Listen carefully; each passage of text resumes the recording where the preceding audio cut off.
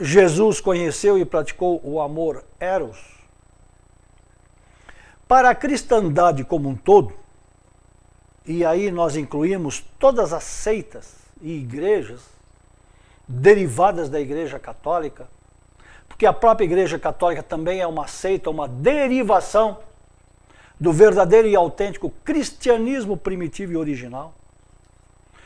Para todas essas organizações, igrejas ou linhas cristãs, Jesus era um castrado. Jesus era uma pessoa que não teve mulher. Jesus era uma pessoa que, como que emasculada.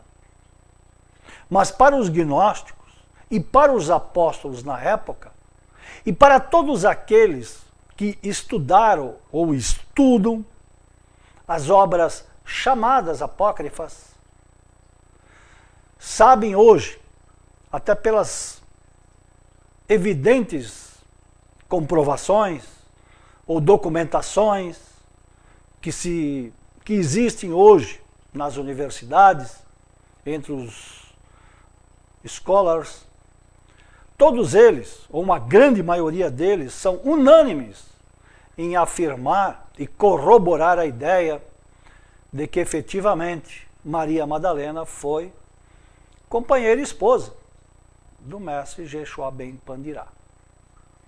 Entre os gnósticos, tanto os antigos quanto os atuais, essa ideia ela é muito naturalmente aceita, porque na gnose, tanto antiga quanto presente, a doutrina erótica, ou seja, o amor eros, é algo muito vivo, muito presente. É o que em gnose moderna hoje denominamos de segundo fator de revolução de consciência.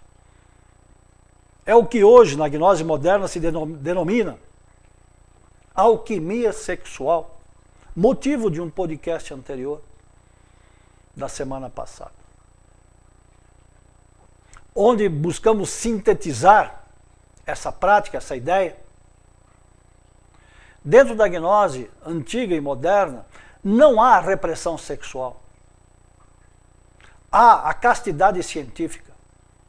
Há o amor eros, como foi mencionado na apresentação inicial, que se aprende, que se estuda e que se pratica entre casais legitimamente constituídos. Então,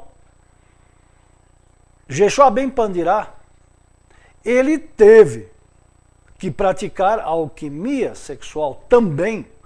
Então ele teve um amor, uma relação com uma mulher, uma relação carnal, física, erótica. Pois do contrário, ele não teria construído, forjado em si a natureza solar dos seus 7 corpos. Por conseguinte, se ele não tivesse feito esse trabalho, não teria encarnado o Cristo cósmico. Tudo isso é muito básico dentro da gnose contemporânea, e isso o mestre Samael diz com uma clareza estonteante em todos os seus livros. Mas nas obras gnósticas antigas, é preciso buscar pelos códigos, pelos símbolos, porque então, há 2000 anos atrás, todos esses mistérios eram transmitidos de mestres a discípulos através dos mistérios, nas escolas e religiões mistéricas, onde alguém recebia esses ensinamentos durante sua preparação para um rito de passagem, ou isso que se chama até hoje de rito iniciatório. É onde começa a jornada íntima de todo aquele que, ou aquela, né, porque isso vale para homens e para mulheres indistintamente. Era dessa forma, então, que os interessados recebiam os ensinamentos e depois praticavam. reservadamente nas escolas. Tudo isso era normal e era aceito e era conhecido na época dos egípcios, dos gregos e ainda na época de Jesus. Mas depois veio o catolicismo e começou a perseguição e a destruição de todos esses centros de sabedoria do passado. E foi aí então que mergulhamos em trevas, nas quais até hoje permanecemos.